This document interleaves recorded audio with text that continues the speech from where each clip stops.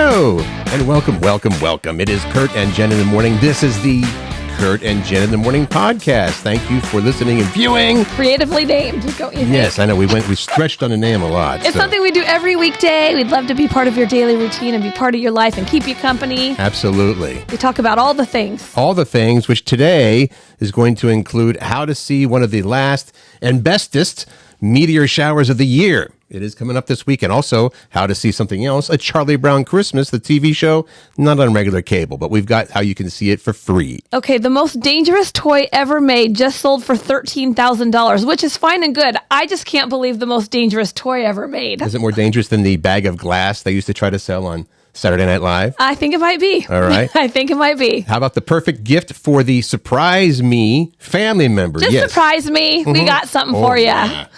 And a few magazines made some big announcements, and we're going to tell you about them. Time Magazine's Person of the Year and Forbes 100 Most Influential Women. And finally, your favorite holiday snacks. Y'all chimed in on that. We appreciate it. That's all coming up today on The Big Show. Here we go. All right.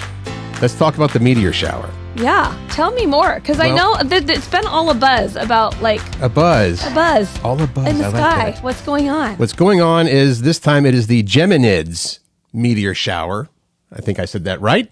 Among the few major meteor showers to come from asteroids. Oh, that was a video game. That was a video game, Jen. The Geminids will peak tomorrow night, which is Friday the 13th. It's also one of the year's last chances to see big old fireballs in the sky. Fireball! Thank you. Under ideal viewing conditions, the Geminids typically put on one of the biggest and best and brightest shows of the year because of the high volume of meteors. Now, if we have a completely clear peak, perfect conditions, we could see up to 120 meteors per hour. That's unlikely because we have maybe some clouds and a full moon, which... mostly full moon, 90% full. Oh, and that distorts because of the light? It's some light in there. So anyway, but you still should be able to see a good 15 meteors per hour at peak time. Again, the Geminids peak tomorrow night. And then viewing lasts until... cloudy all day. Yeah. To the 21st of December, you'll have other opportunities, but I guess the best opportunity for that is, as we said, tomorrow night. I'm adding something in here because last night we had a couple of my girlfriends and I had a little holiday dinner and gift exchange. Right. And do you have a naked blanket? I believe everybody should have a naked blanket, and I'm going to tell you what that is. Because I don't think it's weird. I think it's absolutely something. Let's go. I want to hear it. Super soft. Like, you can't even stop feeling it kind of blanket. Okay. That feels the best when you're naked. So I gave that to my friend Miriam. Carrie and my other two girlfriends, Carrie and Jackie, already had a blanket similar. Mm-hmm. And Miriam has come over to my house and she's like, oh my God, this blanket is so soft. It's so soft. And she's obsessed with it. And I'm like, you need one of those blankets. It's a naked blanket. So did you guys all get naked and try it out? No, I'm just saying, I just thought it was interesting. Like, you should have a naked blanket. I probably have a lot of naked blankets here. Like, it feels so good. Like, ultra soft. The ultra softest? Silky, smoothie. The ultra-ist softest. Furriest, yummiest blanket. Here comes the music again. Okay. All right. Thanks for letting me add that naked blanket thing in. Charlie Brown Christmas. Holiday staple, obviously. But since 2020, it's not been on regular cable. It used to be all the time. You could watch it, I think, on CBS. That used to be like Frosty the Snowman and Rudolph the Red-Nosed Reindeer. Charlie Brown Christmas was airing on regular cable since 2020. It's exclusively. It was purchased by the Apple TV people. So Apple TV Plus will air it. Of course, that is a subscription service and costs dollars. However, you can watch it for free this weekend. Both Saturday and Sunday, Apple TV Plus will air a Charlie Brown Christmas for free to non-members. I mean, okay. So this is the weekend. If you don't want to pay for it, maybe you already have Apple TV Plus and it's not a big deal. If you don't want to pay for it, but get a lot of ads saying that you should have Apple TV, this is a great thing to do. Now remember that ads paid for our careers for many, many years. I get it. I totally get it. I love commercials. That's how I'm able to pay my mortgage. We need commercials in this show then. We need to find commercials for this show. Again, Saturday and Sunday, you can watch Charlie Brown Christmas for free on Apple TV Plus. Won't cost you anything. All right. The most dangerous toy ever made. I just want to know that part. But it just sold at an auction for $13,000. And apparently, unless you're from the 80s, you probably have never heard of it. I'm from the 80s, and I've never heard of this toy. Have you? What is the most dangerous toy ever made? So in 1950, a guy behind the Erector sets came up with a new science kit for kids called the Gilbert U-238 Atomic Energy Lab. Oh, yeah, I had one when I was a kid. Did you really? No, I've never heard of it. Okay. Sorry. And it came with actual uranium. There you go. So it had 4 glass jars, each with a small amount of radioactive material inside. So you could use, and you knew what this was, I didn't, a Geiger counter? Yeah. To test the radiation levels? That's what they use in movies to. Oh, it's getting really, really close to radioactive material. So it wasn't that dangerous as long as you didn't open the jars, but playing with it still exposed you to amount of radiation you'd get from a full day in the sun. Why would you even put the jars in there with optional opening? Well, you know that kids are going to open those things like, these are dangerous. I want to see more. Well, here's the deal, because I'm just reading this. Less than 5,000 sets were sold between 1950 and 1951, way back when we didn't know any better. It got pulled from the market thanks to government restrictions and because it was too hard to get the uranium. Sorry. We're low on uranium this year. Who decided that was going to be a good idea? Well, we know the guy that did this whole thing. So anyway, they're obviously now tough to come by and good condition. So the auction was for one that this person had, obviously from the 50s, and it sold for $13,200. So if you want to go to the store and find your uranium kit, it's not there. Why are they saying that if you're a child of the 80s that you wouldn't know it? Because that was in the 50s. I'm not sure. But I do think it's funny that Radar Magazine named it the second most dangerous toy ever sold. The most dangerous toy ever sold, they said, lawn darts. I had lawn darts. I had the dangerous kind of lawn darts. The one that if it ends up in your head, you end up in the emergency room? Did you have those? We did, but the kids were never allowed to play with it. I freaking loved that game. My mom let us play with them. It was fun. Here's what we found that was kind of a fun trick. We found, my friends and I, this is when I was probably 12 or 13, that you could take like vinyl records that you didn't like and use them as Frisbees, right? We'd whip these things and off they'd go. Vinyl records as Frisbees? Yes, but then we found one time it hit a tree and actually stuck in the tree, like it embedded in the tree. Of course it did. Those are sharp on the edges. This might be able to take somebody's head off. So we do not recommend doing that. Do not throw records if you have any. I feel like that could be a song of some type. Do not throw records? Okay. Put the needle on the record. Put the needle on the record. And the drum beat goes like this. Perfect gift for, thank you very much, I Mars. thought it was sound beat, by the way, not drum beat. Pump up the volume. Pump up the volume. The perfect gift for the surprise me family member. Some people that are hard to shop for, they already have everything. And so sometimes you get, what do you want for Christmas? Surprise me. I love this, actually. Go for it. There's a fresh gift idea giving them unclaimed mail. So you're not digging through trash trying to find people's mail. No, here's how it works. You order a mystery box of a certain size, maybe between $40 for a small one and up to $200 for a larger one. And then the fun is opening up the random shipping package to see what's inside. It could be anything. Yeah, and they're saying this is not, don't expect, really great stuff. It's kind of supposed to be an experience like in a white elephant gift sort of way. For instance, one person said their mystery box had a knockoff Chanel bag, a human-sized Bowser suit, and a bunch of fake IDs. I mean, I think that would be fun to get, they said it was hilarious. Fake IDs. How about this was a little awkward? Be careful about this if you're going to get your boss one of these surprise boxes. Yeah. That one included lingerie and some naughty toys. I mean, can you imagine giving that to your boss? But listen, if you're going to say surprise me, we're surprising everybody. Finally, one had a personalized blanket featuring photos of a random bearded man, his partner, and a baby with a message, Happy Mother's Day, Tiffy. Well, someone opened up a blanket. It was a blanket that was... That's the blanket in here, that was the blanket. Yeah, but they said they used the blanket all the time. So we don't know. Nobody knows how these mystery boxes are put together, but your haul could include undeliverable packages, unclaimed packages, like you mentioned, canceled orders, as well as overstock packed product and customer return mail. Where to get these? Because I want to know where to get these. Okay, where? Here's where the one that was featured in Wall Street Journal and New York Post. So I would say they've probably vetted that a bit. Okay.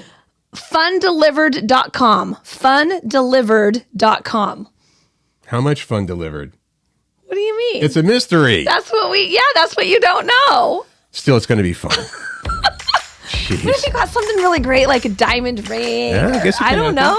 1 in a million people who get this diamond ring. Forbes released their annual list of the world's 100 most powerful women. This is awesome.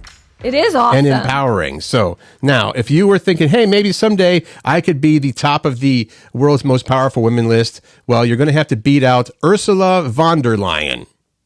Ursula von der Leyen. I've never heard of her. Yeah, she's the current president of the European Commission and apparently the most powerful woman in the world, according to Forbes. That seems pretty powerful. She's the president of the European Commission. However, some names you might recognize in the list of other of the world's 100 most powerful women. Well, they say it's kind of funny that 2 exes of billionaires landed in the top 10, and that is Melinda Gates. Number 8. And number 9, Mackenzie Scott, who is Jeff Bezos' ex-wife. There you go. They're in the top 10. We have no more top 10 people that we've heard of. However, you have heard of Taylor Swift. She was at 23. Most powerful women. Oprah at number 33. Also, Beyonce, 35. Rihanna, 76. And Curt, you're going to love this. WNBA star Caitlin Clark. Made it as number 100. She barely squeaked in. I'd be happy to squeak into that list. Squeaking in, hey, you made the list, right? Right. That's awesome. And speaking of, magazines and their year-end list, this is not a list. Time Magazine's Person of the Year. Person of the Year. Now, evidently, I did not know what the qualifications were to be Person of the Year or what the criteria were. So it says now, the individual or group deemed to have wielded the greatest influence on global affairs for good or for ill. I did not, that for ill was in there. I did not know that. Well, they probably had to, I shouldn't say anything. Well, I think in the past there have been they had to add that in like some pretty bad people that have been, I'm not saying that Person about of the Year? Mm-hmm. Who's the bad person that's been Person of the Year? Like Hitler? I don't know if they had Person of the Year then, but doubtful. Maybe they did. So I'm just saying it doesn't mean that they did something great and good. It could be their influence was maybe not so great, but they're the Person of the Year. Having said that, Time Magazine's Person of the Year this year is President-elect Donald Trump. For the second time, by the way. He was Person of the Year also in 2016. Time named him Person of the Year for 2016. Okay. At that point, I think it was because they were so surprised that, wow, this guy, nobody gave him a chance, and guess what? Now he's the president. Right. I don't know what it was for this time. If it was for good or for ill. Not going to go there. We are not. We're going to move on with some music. Okay. We just report facts and sometimes opinion. Occasionally opinion. Okay, a lot of opinions. First of all, I'm going to say I love this song. Mm-hmm. But a singer turns 80 today. Is that right? Just turned 80. Just turned 80. And I'm going to read this verbatim because it kind of has to go like that. Her memories of recording Rocking Around the Christmas Tree are a little hazy because she was just a girl, 13 years old. Brenda Lee recorded that song, Rocking Around the Christmas Tree. And Rocking around that's the one. The Christmas tree. Have a happy holiday. She remembers, Brenda does, the producer placing decorations all around the studio, blasting the air conditioner on a warm Nashville day to create the holiday spirit. And the musician, she recalls, nailed it in a couple of takes. Brenda Lee, 66 years ago in 1958, recorded a song that's still a staple today. All right? Now, the thing is, her celebration, it says, of a Christmas party hop. Yeah. More popular today than ever. Last year, her song, Rocking Around the Christmas Tree, beat All I Want for Christmas Is You by Mariah Carey to top the Billboard music chart last December. We reported that. Do you remember talking about this story? Because I thought it was so cool that this person that is, 78, when we were talking about it. 78 was the oldest woman to achieve the feat of being number one on the Billboard music chart for December. That her song that she recorded when she was 13 years old in Tennessee still continues to be a hit. Right. I think that's so awesome. Another record, 65 years, represented the longest interval between a song being recorded and released and making it to number one. 65 years. Is this the first time, like last year was the first time it made it to number one? Is that what that's saying? Yes, I believe so. We don't know about this year yet. That is so awesome. Because December's not over yet. So right. Brenda Lee said it's a good song. It's a song that anybody can sing. You can join in. You can sing. Everybody is happy. And you can dance. I sure am glad that I have it. I never thought in my life that a Christmas song would be my legacy, but I'll take it. Yay, Brenda Lee. Thank you very much for all that stuff. This is a... I couldn't believe when I saw this story. And you're like, are you going to put this in our show? And I'm like, I'm only going to put it in the show. Yeah. Because I can't even believe something like this exists. Well, I thought it was going to be tough to explain, but it turns out it's not very difficult to explain at all. You explain it because you did more research than me than I. All right. Research than I. The headline is, a Canadian is the new world champion of spreadsheets and has the belt to prove it. I'm going to set the scene. I mean, we're talking Excel. Here we go. Okay. It was down to the final 30 seconds at the Microsoft Excel World Championships in Las Vegas. The crowd was going wild. Canada's Michael Jarman was in the lead, desperately hoping nobody would come up from behind and snatch victory from his grasp. When the clock ran out, Jarman leapt from his computer, threw his hands up in celebration as the spectators in the HyperX arena erupted in cheers because he, Michael Jarman, a Toronto financial modeling director, unseated Australia's three-time winner Andrew Ngai to become the undisputed world champion of managing spreadsheets in Microsoft Excel. I mean, you guys. Managing spreadsheets is a sport. The Microsoft Excel World Championships. What? Did you know that existed? No, that's why I put it in here because you even said, oh, why are you putting this in there? I'm like, because who knew there was a competition for Excel? And for the last 3 years, Australia's guy, Andrew Ngai, was the world champion. We hadn't even heard of him. No, but now we have. A Canadian. I mean, seriously. So here's the thing. Competitors are usually asked to build spreadsheets to perform tasks and solve problems based around a specific theme or game. And that's what they did. Evidently, Michael Jarman does that better than anybody else. He did have a comment. He did? It was an amazing feeling. It's definitely, a really great memory for me and will be for a long time. Because he was world champion of Microsoft Excel. Is that something you would brag about? Within certain circles, Not I a imagine. chance. All right. Now we have a children's book that's coming out, and I never really considered this, but this is really important. Okay. This is a children's book. It says for all, quote, too big children. And you're going to know the name of the author. Oh, Gina Davis. Mm-hmm. Actor Gina Davis. Actor. I like how we say that. Actor. So, and she is a tall person, right? Yeah. So Gina Davis is taking on the role of both author and illustrator of this book, which is called The Girl Who Is Too Big for the Page. All right? Oh. So she's going to publish her debut children's book, again, Gina Davis, in spring of 2025. Here's the synopsis, all right? Okay. The book focuses on Sheila, a young girl who lives inside a book she knows people are reading, but as Sheila grows older, she realizes that she's growing so quickly, she no longer fits in the page. That's kind of cute. Yeah. So that's the gist of the book. So there are certainly children who are like, why am I so much taller than the other kids?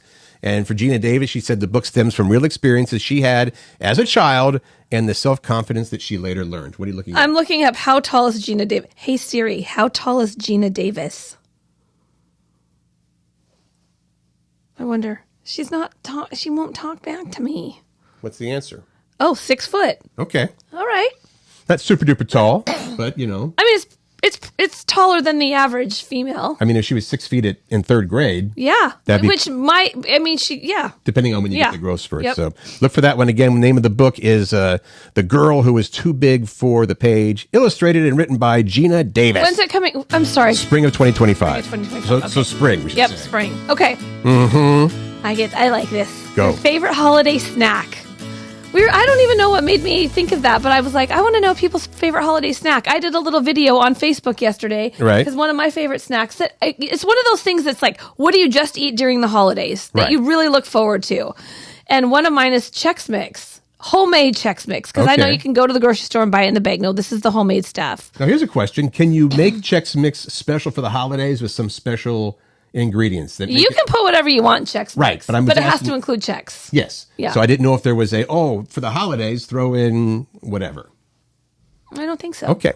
Well, you guys, as always, thank you very much. You delivered. And again, I think, Jen, there was a sort of a ulterior motive in this. You're like, I want to get some new treats that I can make for the holidays. I want some recipes. Some snacks. So here we go, starting with Ina, peanut butter and jam popcorn. Woof.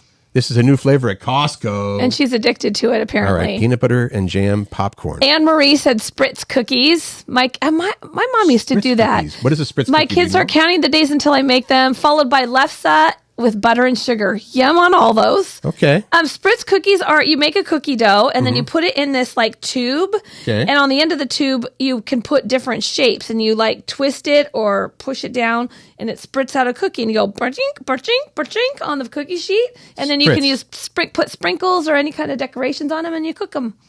I love it. Yeah, they're pretty good. And Can't you can go flavor wrong. them. You use just like almond flavor or I don't know what other. Almond's probably the most common. Andrea says Brittany's Crispix Crack. I was trying to figure out what that was because I know Andrea and I know Brittany and I'm like, I've never tasted that, but I'm thinking it's a version of maybe Muddy Buddies. Oh, okay. I think. All right. I don't know if Crispix Crack would be like something you'd see in stores.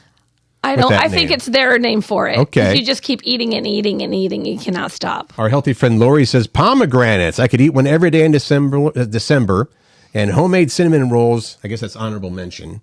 We have them on Christmas Eve and Christmas morning. She told me about those homemade cinnamon rolls that she does, and I think I'm going to try it this year. The problem was I would not just have them on Christmas Eve and Christmas morning. I'd have them every day for breakfast all year long. I can't wait to try them. Homemade cinnamon rolls. Yummy, yummy, yum sticks. Lane said Christmas almonds and these biscotti. Oh, he had a picture with the biscotti. Okay.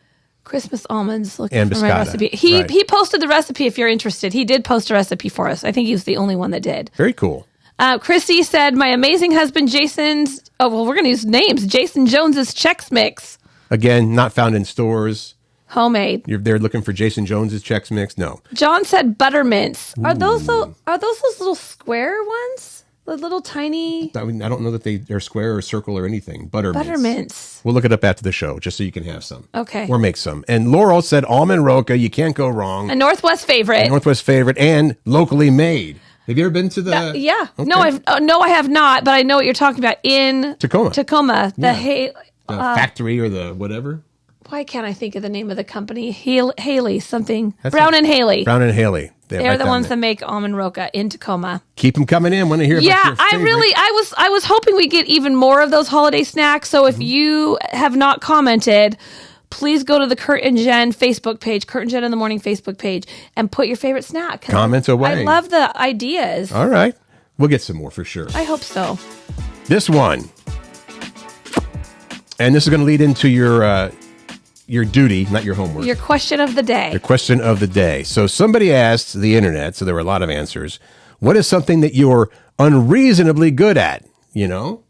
Yeah, well, and this is like random things that you're really good at. Some of the answers were reading upside down or backwards from the wrong side of the paper. What does that even mean?